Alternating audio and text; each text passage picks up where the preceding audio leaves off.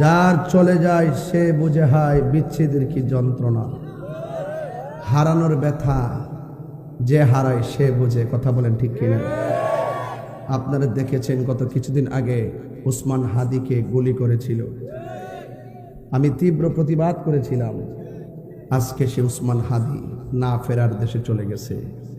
ইন্না লিল্লাহি ওয়া ইন্না ইলাইহি রাজিউন। সে হাদি আজ চলে গেছে।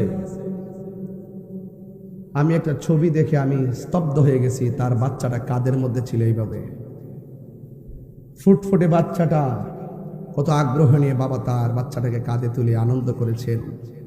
সেই আনন্দ হয়তো বাচ্চাটা আর পাবে না। বাচ্চাটা এতিম হয়েছে, স্ত্রীটা বিধবা হয়ে গেছে, মা তার সন্তানকে হারাইছে। আল্লাহ পাক যেন এই হাদিকে জান্নাতুল ফেরদৌসের আলা মাকান দান করে, আমিন কোন। আমি পরিষ্কার ভাষায় বলতে চাই, ভাই আপনার সাথে আমার রাজনৈতিক দ্বন্দ্ব থাকতে পারে, মতাদর্শের ভিন্নতা থাকতে পারে, কিন্তু খুনের পথ বেছে নেওয়া, মেরে ফেলার পথ বেছে নেওয়া, এই সংস্কৃতিটা ভালো নয়।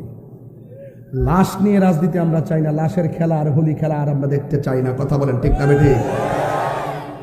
এই জন্য শুরুতেই বলছি, যার চলে যায় সে বোঝে হায় বিচ্ছেদ কি যন্ত্রণা, অবুঝ শিশুর অবুঝ প্রশ্ন কি দিয়ে দেব সান্ত্বনা।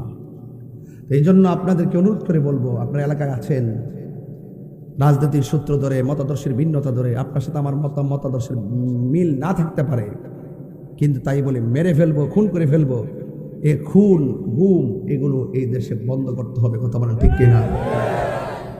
আপনারা দেখেছেন আমাদের মসজিদের ইমাম মহিউদ্দিনকে প্রকাশ্যে মব ভায়োলেন্স করে মেরে ফেলেছে, আজকে 1 বছর হয়ে গেছে। সেখানে রইসুদ্দিনের বাচ্চারা আর বাবাকে দেখতে পারে নাই। এই জন্য যার চলে যায় সে বুঝে হয় বিচ্ছেদ। আরে মিয়া, রাজনীতি যেটা মন সেটা করেন, হক কথা তো বলবেন।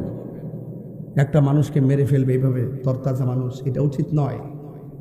আমাদেরকে লাশের রাজনীতি, এরকম খুন গুম, এই সমস্ত প্রতিহিংসার রাজনীতি থেকে বেরিয়ে আসতে হবে। এই দেশটাকে আল্লাহ শান্তি করে দাও, এই দেশের মানুষের পারস্পরিক শ্রদ্ধা আর ভালোবাসা তৈরি করে দাও, মিলেমিশে চলার তৌফিক দিয়ে দাও, আমিন কন।